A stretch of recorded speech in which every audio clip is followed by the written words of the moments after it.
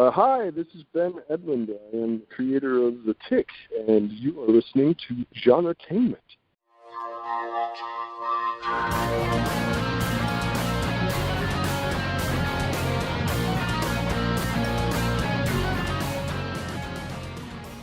Hi everyone, welcome to another episode of GenreTainment over at sci-fi-pulse-radio.com. We're your hosts, Marks and Julie. We're back after a long break due to other projects and life just kind of getting in the way. And you may have heard me on DC Action Hour, where Jeff, Danielle, and I were reviewing and speculating on episodes of Arrow, The Flash, Supergirl, and Legends of Tomorrow. Julie even joined us for one of those episodes. Woohoo! Very fun episode. So be sure to check them out if you haven't already. It should be on this podcast feed. There will be new episodes of that show starting up in October, but today we're back with new episodes of GenreTainment. GenreTainment. Echo effect.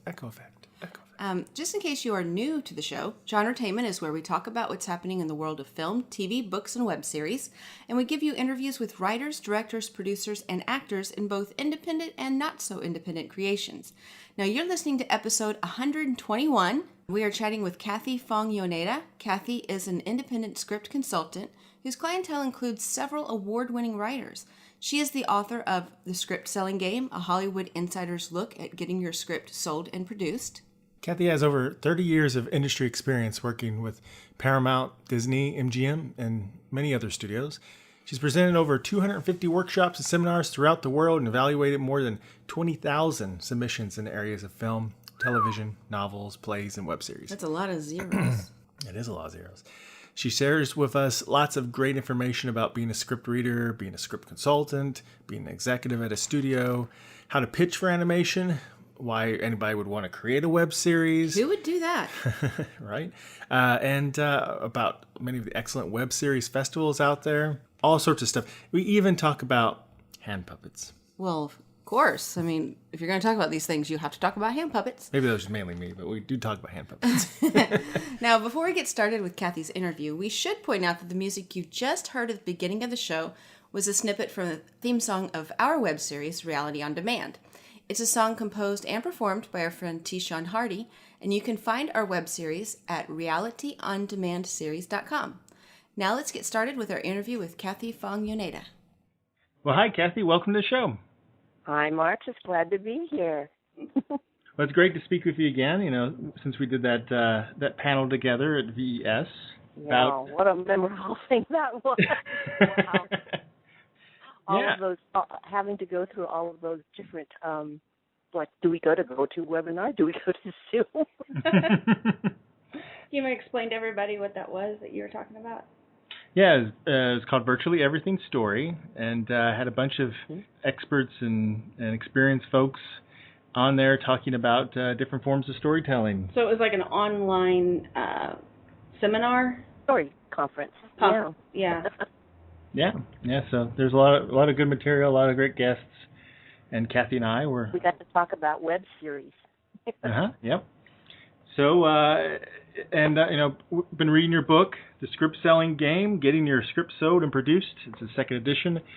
I've been really enjoying it. It's got lots of great information here. I was a script reader for a little while, so I definitely recognize the script analyst portion, and I like a lot of just a lot of the insider information about that side about selling your script. Can you tell people a little bit more about your background? Well, I started off from the very bottom, just working my way up. I was starting in the typing goal. Most people don't know what a typewriter is. I do. That's where I started. And worked my way up, and I was lucky enough to have a mentor, and I named Richard Shepard, and I became a story analyst thanks to him, and that's a studio reader. And I worked my way up, and I was at Disney, and Jeffrey Katzenberg was looking for a fresh pair of eyes because they were having problems on one particular project that they hoped to get into production in the next few months. So he went to the VP and asked her, maybe one of the story analysts could take a look at this, and she likes my work, so she asked me to do it. Of course, I had never done development notes before. That was kind of a scary prospect of having to do these notes, but I did 7 pages of it, and all I know is that she called me up, and she said, Jeffrey wants you to meet with him at 4 o'clock today. And I thought, oh, my God. All I could think of was, oh, this doesn't sound good.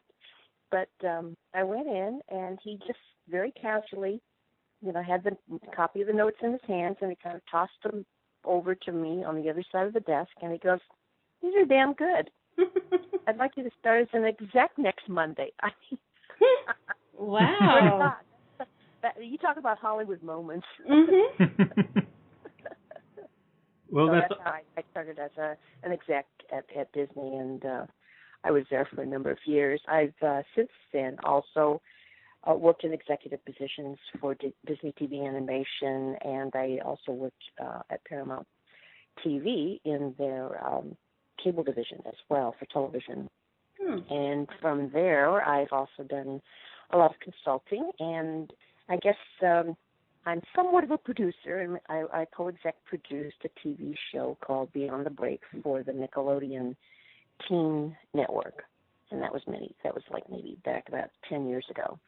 And what was that about? And what kind of show was that? Oh, it was about 4 young women who were hoping to make it into the pro circuit of surfing. Oh, surfing, okay. So it was kind of like Blue Crush, only as a TV series. Oh, okay. Well, that's cool. So it was, it was. I mean, I got to go to Hawaii all the time. Oh, that's a rough job. But it was an interesting assignment for me, and I kind of made the decision that that's not something I want to do on a permanent basis. So after I finished my stint on there, I decided to go back to consulting. And around that time, that was when MWP asked me if I could, write the second edition of the book. So I went pretty quickly from producing a TV show to producing my second edition. Oh, cool. We hear about executives all the time in television and such. What is the hierarchy of executives? What do executives do, or are there different types of executives? And is that pathway that you kind of had, like working from story analyst up? Is that kind of normally how that happens, or how does that work? It can happen any of a number of ways. In terms of moving up the ladder. But that's how it happened for me. But it's very difficult to become a story analyst for the studios. Sometimes it turns out that you are able to become a development or creative executive because you've worked at a production company, perhaps as doing work as an assistant or working as an assistant to an agent or something. A lot of times that's how they find their creative and development executives. Creative and development executives are the ones that usually take care of helping to find material. A lot of their time is spent networking with agents because, of course, they want to gain favoritism from the agents so that the agents will send them the next hot new script. We also are charged with finding writers for in-house ideas or finding writers for rewrites on projects. We also have to find different kind of material, writers, usually by taking a look at some of the script competitions, like the Nichols, the Final Draft Big Break. We look at the fellowship programs from the different networks and the different studios to see if any of the people in their fellowship program are the kind of writers that we're looking for. And also, too, I used to have to take care of taking a look at the student films from the probably about a dozen different film schools. And that was kind of interesting because a lot of times you could sort of spot people's talent just from that. Huh. Also, I sometimes took care of grooming and sort of shepherding the interns as well as overseeing the story department. Then when you get to the VP level, then you're sort of taking on more responsibilities because most of the VPs, what they do is they cultivate the relationships with producers, directors, actors, agents, and sometimes other studio execs too, because they really want to be able to find, hear about what's going on at what studio or what production company or what agency. Because the more information you have, the better, I guess, it is to try and make more decisions. Also, they're the ones who make the final decisions on the development slate. An interesting thing is that out of about, 100 projects that may be in development, we're lucky if 10% of them get made. Wow. That's not a very good percentage. No. That's a reality check for everybody. Yeah. Also, the VPs also take command on various projects in development, whether it's in development or whether it's already in production or if it's in post-production. And the creative and development executives are usually the second in command underneath the VPs. We're the ones that do the development notes and take care of some of the minor details that come up on those various film projects. Also, the VPs work they work a lot on the marketing campaigns for those projects. That's a very, very key thing that they have to do, and it's something that I really wish I had learned a lot more about. Mm-hmm. But I think it's one of those things that all of you in film school, or if you guys haven't had a chance to go to film school, if there's a class at your local community college, take something on marketing, because I think the more you learn about marketing, I think that kind of helps to give you a leg up. Oh yeah, for sure. So that's what the VPs do.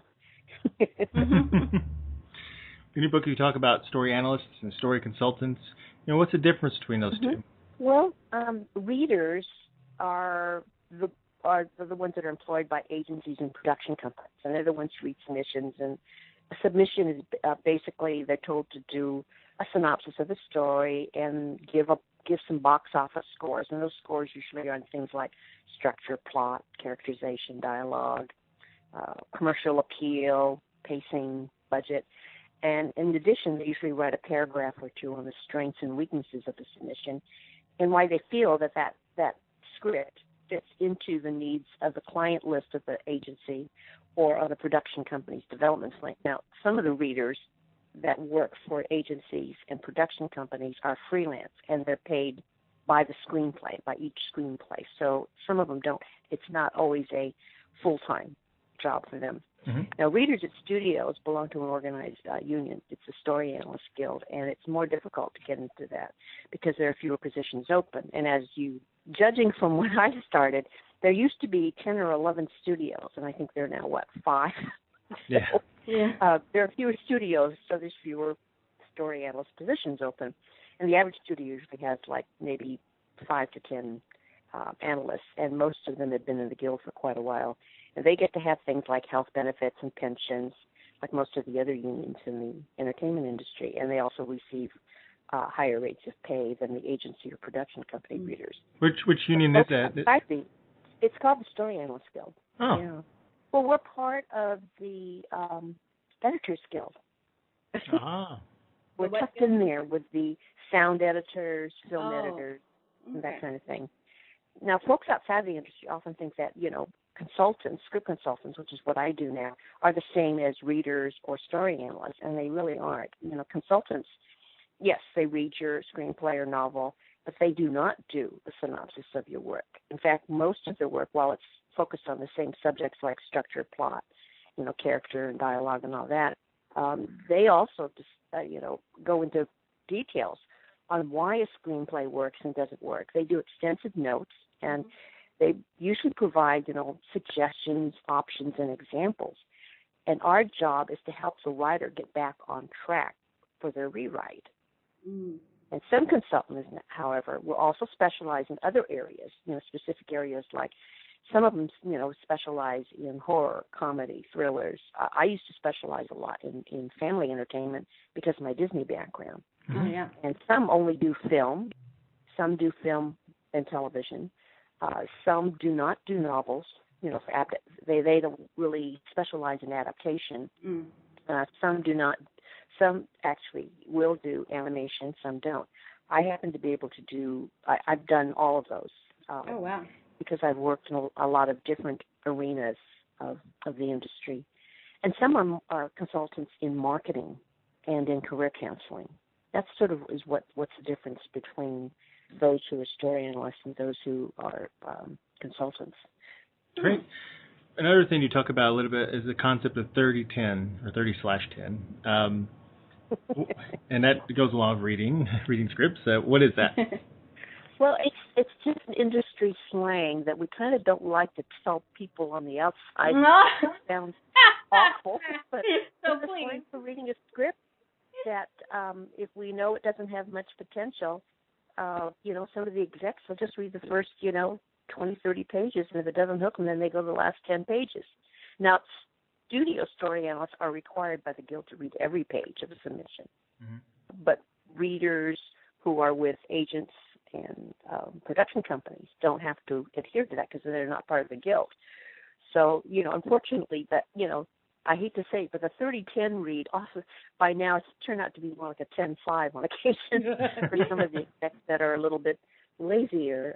They will sometimes, if the first 10 pages don't hook them, they'll actually sometimes just go to the last 5 pages and just see how it ends. Has there been a significant reduction in attention spans or something? Well, I think because of technology. Yeah. Yes. Mark's is used to my anti-tech rantings, so. But, it's, hopefully in the best of all possible worlds, somebody will write a script that's just so riveting you can't help it. You'll just keep turning the pages. And I'd say maybe 1 out of 10 of the scripts that I used to read as story analysts would do that for me, where I would be able to give it a consider or a recommend. Have there ever been some that are just so painful to read, but you just had to slog through? Or at the studio analyst, I had to read every page. Sometimes, yes, it was hard. There are times when I thought, oh my God, how come this got represented, or how come that producer said such one thing?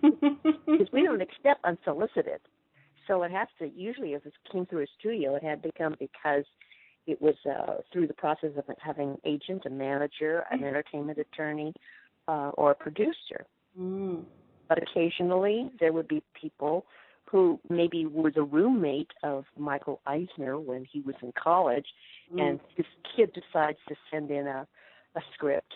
And so things like that have happened before. I would say, it would be like just you reading it going, wow, they must know someone really important.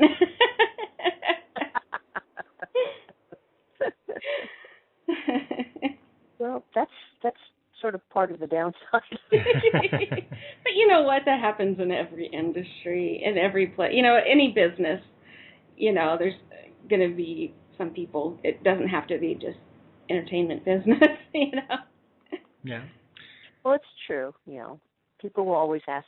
People who know people will ask for favors. Yeah. And in this case, though, as when you're an analyst or you're a creative exec, you've got to give your honest opinion because you're talking about millions of dollars. Yeah. For a movie, or hundreds of, thousands, tens of thousands of dollars to pay someone. So you can only be so polite. Yeah. I think you talk a little bit about series Bibles too in the book, and for people who haven't heard of that, what is a series Bible? A series Bible, it's nothing more than sort of like a blueprint, a detailed proposal for your series, and it usually contains more detailed description of the series concept. So it usually includes a breakdown of the main and recurring characters. There's usually an outline of the story arc for the first season, and there's usually a paragraph on each of the following story arcs for the next few seasons, along with either a detailed synopsis or script for the pilot. Because the story arcs have to give us, as well as the network or showrunner, an idea of how the writer sees the development of his series. In other words, is there enough story interest that's going to keep the series going? Yeah. They like to know that there's enough there for at least 5 seasons. Mm-hmm. You may get canceled after a couple episodes, but they need to know that you'd be prepared for years if need be. Well, yeah, they want to know that you've really thought this out, that it's not just one of those things, it's kind of a one-hit wonder where somebody just thinks, oh, this is a great idea, and yeah, maybe it is for a season, but then after that, people will get tired of it. So is there, maybe that's why they like to know. They like to have a little paragraph on, okay, what do you want to do in the next few years after that? Where are your characters going from there? So that's usually part of the series Bible, as long as, and also too, because you need to have you usually have to have a pilot episode that goes along with it so that they can understand how you plan to introduce the concept of your series, and they can get an idea of sort of the tone. Like, especially if it's a comedy, they need to. The tone is so important. You know, is it going to be is it going to be a raucous comedy? Is it going to be a family comedy? You know, there's some that, you know, some of the comedies, you know, just by reading the pilot episode, you get the feel for if this is something that's really going to be able to carry over, not just for a year, but for several years. Now, I've seen shows on TV before where they have this fantastic pilot, and then it kind of goes downhill from there. Or even more often, they have a great season one, and then after that, you feel like there's character arcs suddenly just fall apart. And there have been plenty of times where we've watched a pilot, and Mark's has been like, well, that was interesting, but I'm not sure how they're going to make a series out of it. Well, they do a lot of testing, too, because you notice that nowadays they aren't afraid to, after 3 or 4 episodes, just yank it off the air. A lot of the networks are doing that now. They realize that, you know, if it's not working after the first few episodes, then they've made a mistake and might as well yank it off the air rather than to commit to it for another year or two. Yeah. Sometimes really fast. Fox was notorious for that for a while. Yeah. If they'd done that when they could have easily done that to X-Files. It didn't get a huge audience until the reruns hit for the summer. If they had yanked it, we wouldn't have the X-Files as we know it today. I think that's the true level of like a higher level of skill of where beyond just greenlighting the show is then seeing the potential of a show that maybe doesn't get a hit right away but can become a hit, sleeper hit, probably. And that's tricky. Well, I think it is tricky, but what's great is that you'll notice that some of the things that are coming out from streaming and digital series now, you know, like House of Cards and some of those that have come out, they were things that the networks thought were a little bit edgy or a little bit too risky. And we're now finding out that, hey, but some of them are pretty darn original. And they've got great actors and great producers behind them, and they've been able to maintain wonderful storylines to keep these guys going. One of my favorites, I love House of Cards, but I mean, you know, there's when you think of things like, you know, Empire and some of the others that have come out, you know, a lot of the networks turned them down. You know, they said, well, I don't know, you know, and it was a little risky. So that's a good thing. Or they've been picked up, after cancellation, like Longmire. Longmire, you know, got dropped, and then Netflix was like, we'll take it over. Yeah. Or that's a great show. A really good example, I think, of what you just said is Stranger Things, because that's, I think, it seems to be a big hit for Netflix, and really and that was turned down like all over the place until Netflix picked it up. Well, I think, you know, the audiences now they're a little bit more picky, you know, and not every series is for everybody. No. And so it's nice to be able to have choices, and I think it's great. I love the fact that there's more choice now than we ever had before. Oh, yeah, so many shows, hundreds of shows. It's great. So you talked about, you did work in animation for a while. So I'm curious, how, because I can see like how there's plenty of material on how people can kind of work their way towards pitching a film or pitching live action TV and stuff, but not a lot about animation. You know, if someone wanted to try to pitch an animated series, you know, what are the first steps they would have to take? Well, with animation, you do start off with they call it a springboard, which is the same thing as a log line, like you would, you know, with a live action project. But with animation, you have to pitch your project in a more visual way. You have to bring the color and the rhythm and the, you know, and the tone of animation forward. And so there are 3 things that I always tell people to think about. The first is think genre.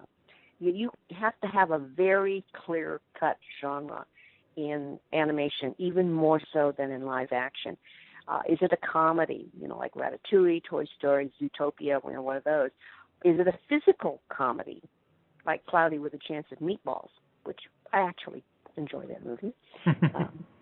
My sister used to read the book. She read the book that it was based on. Yeah. Or is it edgy?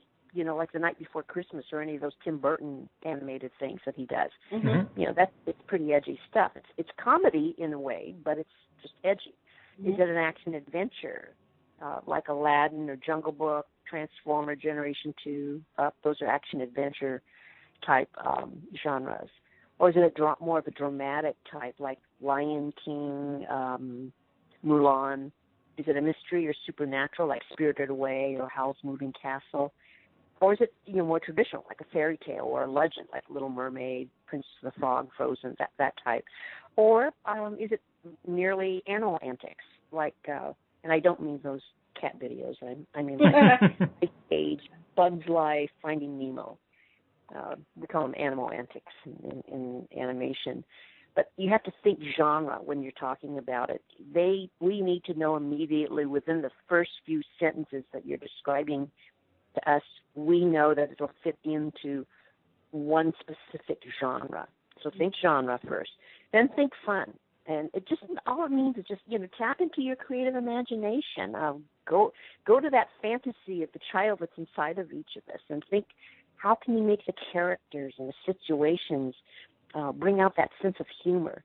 I mean, nonsensical jokes, sight and sound gags, or, you know, creating, you know, having a character or that is a caricature or is an exaggerated sort of personality. And good examples, especially you can do this with villains, and they're great examples like Cruella de Vil or Jafar in Aladdin. Mm-hmm. Those are examples of how much fun you can have, because that's half of the picture is seeing what the villain's going to come up with next, and how creative can the hero be against the villain. Mm-hmm. You know, everybody starts thinking about the main character and how heroic, or, you know, he or she is going to be, but heck, half the fun of it comes out of what they're going to do, especially in an animated film. What are they going to do against the villain and, mm-hmm. you know, the antagonist? That's the fun part, I think, for animation.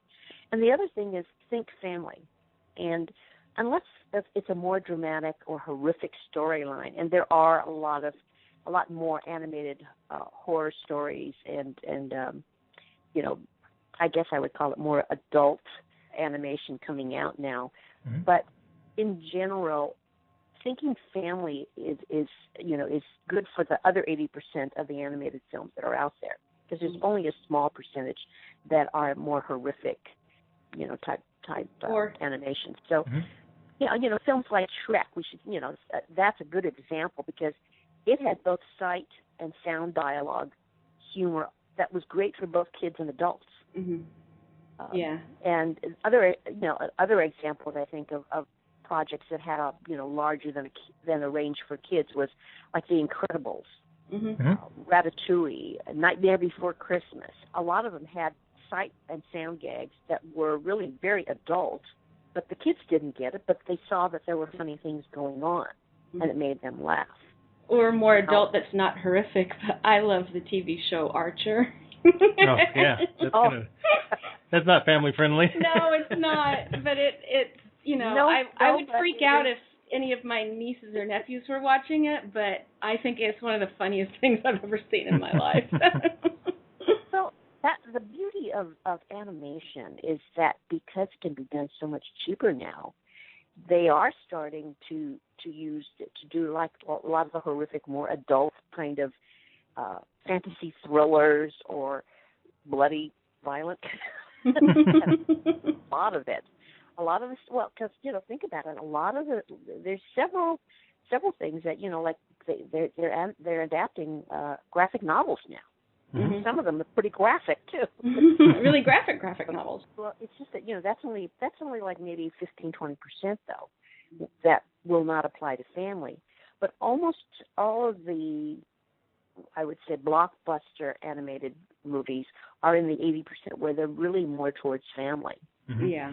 So, but anyway, you know, another thing that I think is great about animation is that a lot of the creators for animated projects, they've made sizzle reels, which are just short clips like trailers, usually just 1 or 2 minutes long, and it gives us ideas of the highlights of the visual idea of your project.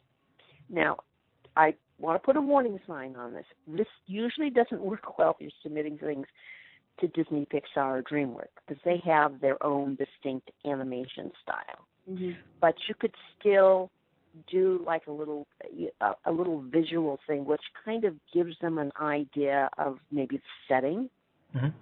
or maybe you want to, you know, if you have some things just about if it's in a strange land, or it's out, if it's on another planet, maybe you have an idea of a background or backdrop, and you might want to show a few illustrations or something, just, you know, as a visual thing to kind of have with you while you're pitching the story. So those are the best suggestions, though, is you know, you still should try and keep it within, I would say, 3 to 4 minutes for the total pitch. Your sizzle reel shouldn't be more than a minute, maybe 2 minutes at the tops. And, you know, just think genre, think family. You know, it's one of those things where you want them to kind of start to use their imagination, because that's, you know, especially when you get to the think fun part. If you see them starting to crack a smile when you're describing something, you know that you've got them interested. So that's why I always say, you know, talk about one of the key scenes and how funny it could be. And they get a sense then of the type of humor that you're trying to put in there. And it also starts them to start thinking about what you're trying to describe. Mm-hmm. So once they start to get the movie in their head, that's what we're trying to do. Is you're trying to get them to, you have to think beyond the story part. They need to start thinking about it visually. So and especially with animation, it's very key. I would act out a scene with hand puppets. Mm-hmm. I don't know if that would work though. Actually, they're doing a lot of hand puppets in web series now. Oh yeah, that's true. That's true. Oh. Yeah. Well, speaking of web series, let's talk a little bit about web series. You do talk about web series in the second edition, and I know you've had a lot more experience with web series now since that first edition. Can you talk a little bit about why would somebody want to make a web series? Oh, well, I think right now is just such a great time to make a web series. It's just a personal observation. But, you know, there's really quite a bit more democracy of the web. I mean, I know you and I have had this conversation, and you've mentioned some of this in your book. I mean, it's kind of nice that you don't have any studio or network that's telling you can't do another dysfunctional family comedy because they already have one on the air and another in development. You know, you can, oh, okay. I think, you know, if you feel your comedy's better than some of the ones that you've seen elsewhere, then, hey, go ahead and post it and take your chances on YouTube or Vimeo. You know, you have nothing to lose by doing that. And right now, at least, there are no broadcast standards and practices or Big Brother, you know, to monitor the content of your project. Now, for some folks, I mean, you know, it can be a good or bad thing, but, you know, if your project has meaningful content, you know, that backs it up, there isn't anyone to, you know, block out raw language or, you know, visuals and stuff like that. And unlike, you know, the traditional areas of film and TV, you don't really need agents or managers to represent you to do a web series. You know, you can just go ahead and do it. There's a lot of middlemen that can get set up. Yeah. Well, hey, you know, those middlemen, managers get paid on the average 15 to 20%. Agents get 10%. Some people also have entertainment attorneys, which, you know, at $300 to $400 an hour cost quite a bit. So why not save that money? Yeah. Yeah, do a web series. I'm so in love with web series. It's my, you know, guilty pleasure, and just try to watch a new one at least once a week if I can, if there's enough time. Now you go to a lot of different web series festivals, and I know you just got back from one, K Web Fest. Can you tell us a little bit about that? Well, it took place in Seoul, Korea, and it was the second year of the K Web Fest, and it is the only web series festival in Asia, in all of Asia. Oh, really? Really? So, I would have thought there'd be more. I'm not sure why, but so far it's just been K Web Fest. Wow. I thought there was one that was in Hong Kong that lasted 1 year. It just did not have the attendance, and I think it just was not organized as well. Mm-hmm. But anyway, it only lasted 1 year. How many actual Korean web series were there? Oh, God, I think there was probably, I think the total number of web series was something like maybe 70 or 80. Mm-hmm. Wow. And I think more than half of them were Korean. So I would say maybe 40 of them. That's Wow. very impressive. Korean, yeah. That's a lot of Korean creators. Yeah. Youngman Kang, who's the guy that founded it, he came to the LA Web Fest, and LA Web Fest is the first web series festival that was put together by its founder, Michael LaJackley, who happens to be a very good friend of mine. And I happen to be on the board for the LA Web Fest, and one of my duties is to arrange the panels and workshops, and also to just sort of get a chance to get to know some of the web series creators. So Young was at one of these. I think it was maybe back in 2013. He entered his animated web series called Kimchi Warrior, and it was a very fun, comical kids thing, which actually just talked about different health things and how kimchi can cure anything. Fun, light web series, but it was animated, and it was just a delight. It actually won some awards at the LA Web Fest. But more importantly, Young was standing there looking at everything that was going on, and he said, I want to bring this to Korea. I think people will really enjoy going to something like this. Mm-hmm. And so he sat down and he talked with Michael, and Michael helped him out, and how are they structured. And we've done this with several other web series festivals that have been produced around the world. So there's sort of a partnership that we have with some of them, including ones in Rome, Marseille, France, Melbourne, Australia. Let's see, Rio, down in Brazil. Mm-hmm. WebFest Berlin, Sicily WebFest. Oh. Those Italians really love those web series. Yeah, so I think there's maybe about 10 or 11 partners. There are some other web series festivals all over too. But one of the things that we all kind of agreed upon is that that the web series festivals should be something that was for the web series community, that we have workshops and panels that will help people, that will inspire them and help educate them and give them productive tips and suggestions for the audience in case they want to make their own web series event. So it's been kind of interesting. We've really formed this unique little partnership, and as a result, a lot of the web series founders go to each other's festivals, and they will select one or two web series that they've seen and bring it back to their own festival. So it really is helpful because the people who are selected, their web series gets shown in another country. So there's a global appeal to all of this, and I think that's what's so exciting about it, is that web series can be seen as long as you have good internet. Mm-hmm. You can see it almost anywhere well, maybe not so much China, since they have their own internet. Yeah. Yeah, there was some controversy. I've heard they have pirated versions of Western internet, so somehow they are getting things. But web series are really a great way, I think, for people now to express themselves, and especially if you're not sure if you want to get into film or television, web series is a great way to start out, and to get a feel for what it's like to have to create a storyline and produce it and get it out there. And it's of course, film and television and web series have their own particular differences, but still, it's people who have done web series have gone on to have their projects become TV series, or it's helped a lot of stars to become, who are on web series, to become big stars. And in general, a couple of good examples. Randall Park, who plays the father in Fresh Off the Boat, he was in 2 web series. Oh, really? Before he got his big break, yeah.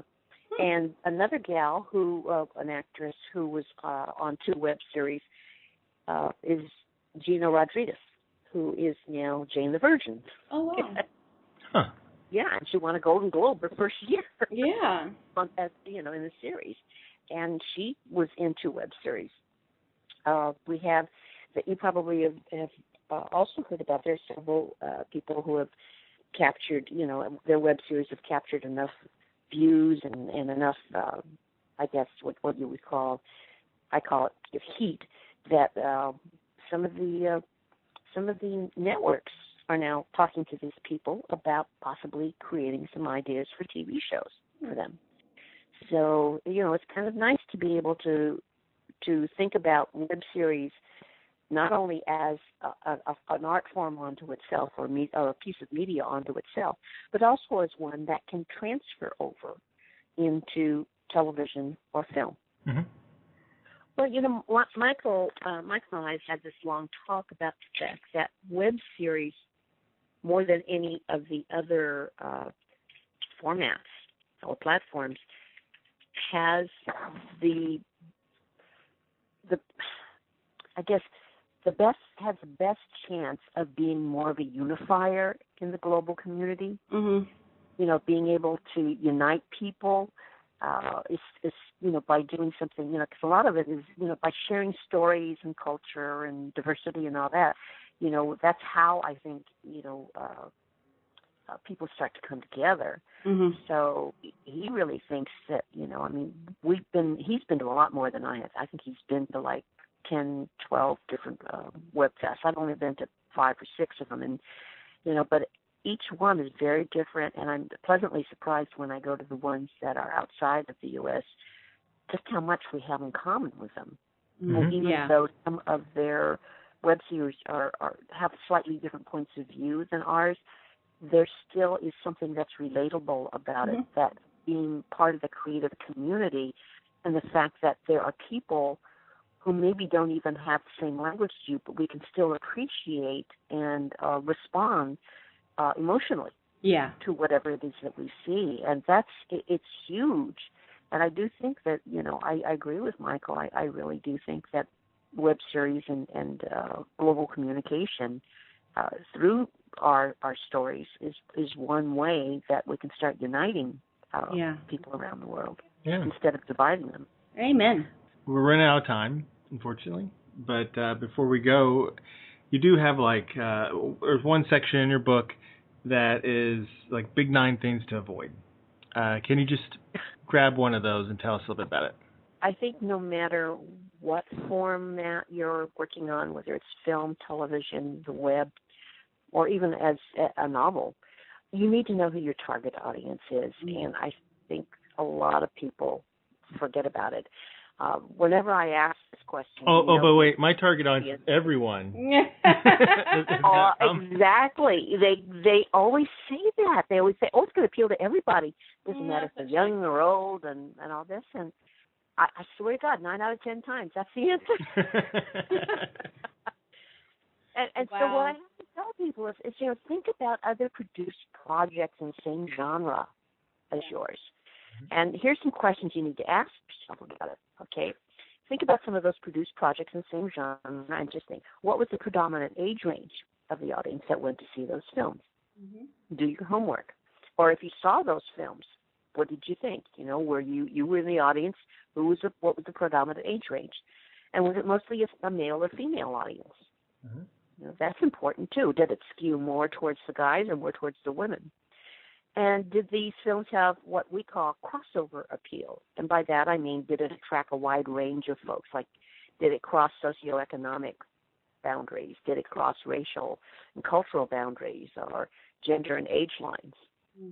So those are things to think about. Mm-hmm. And also, it's important, which studio or production company, distributor produced those films? And how did they promote it, and how did they target their audience? What was the main emphasis theme or thrust of the trailers and the promos and print ads and online ad campaigns. Mm-hmm.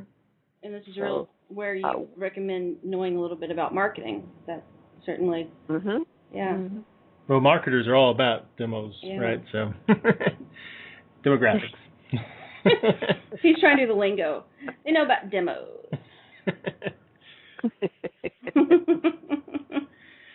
I think that's a great point to end with. Something a lot of people don't think about, unfortunately, and I made that mistake. So, what is a quick response to someone who says their audience is everybody?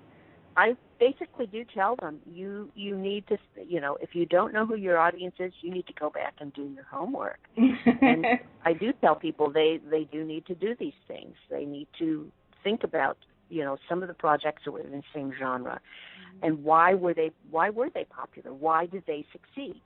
Just doing it blindly and just saying, well, everybody in my family loves it. Okay, well then who's your family? Yeah, that'd be a good starting place. I mean, but it's really very hard because I don't like dashing anybody's dreams, but there's also a point that everybody has to have a reality check, and this is one of them. If you don't know who your target audience is to begin with, then the people who make the decisions, if you can't tell them, or if it's not readily apparent when you're pitching the project, they're going to probably say no. I imagine that develops into quite a pet peeve for a lot of people in the industry. Well, it is. We unfortunately have to say no a heck of a lot more times than we say yes. Yeah. So what we've decided is I always tell people. Go ahead. Oh, I'm sorry. So what we've decided is when I pitch my made-up animated series, I'm going to use hand puppets, and I'm going to say it's made for everyone. And everyone will love it. Have your puppets say it. Yeah. What could go wrong? Well, see, if you have the puppets talking, then they'll talk back to the puppets, and then you won't feel like they're taking it personally on you. Yeah. There we go.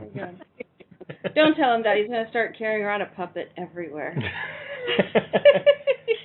We're starting to make up a TV show here. No. Oh, wow. You can tell we're slap happy. All righty. Well, before we... Well, thanks a lot. It's a lot of great information, Kathie. And before we go, where can everyone find you and your book? You're welcome to contact me on my website, which is www.KathieFongYoneda.com, and that's spelled KathieFongYoneda. And you can reach me there. Also, you can get my book at Amazon, or you can go to my publishers, which is www.mwp.com. And I believe they give a 25% discount on their books. So that's how people can get my book, which is a script selling game. Awesome. Thank you so much. Well, you have a lovely evening, and thank you again. We really appreciate it. Yeah. All right. You have a good night. Okay. Thanks. Good night. Hi, I'm Paul Chitlick, writer from the new Twilight Zone and the author of Rewrite, How to Strengthen Structure, Characters, and Drama in Your Screenplay, and this is GenreTainment. Well, thanks, Kathie. We had a great time chatting with you, and everyone can find links to anything we discussed in the show notes. And I should mention that in October, I'll be seeing Kathie in person as we teach at the 2017 Marseille WebFest Writers Residency. I'm looking forward to meeting with her in person and, of course, seeing France, which will be really exciting. Before we go, and of course checking out the Marseille Web Fest. I've always heard lots of great things about that fest. Now before we go, we want to remind you that you can always keep track of us by subscribing to us on iTunes or Stitcher under Sci-Fi Pulse Radio, or by following our GenreTainment Facebook page, my Twitter account, which is @MrMarks, clicking over to GenreTainment.com, or follow all of the Sci-Fi Pulse Radio shows at SciFiPulseRadio.com. We'll be back soon with all new guests from our favorite films, TV shows, novels, and web series. GenreTainment is a production of Alien Jungle Bug Productions. Until next time.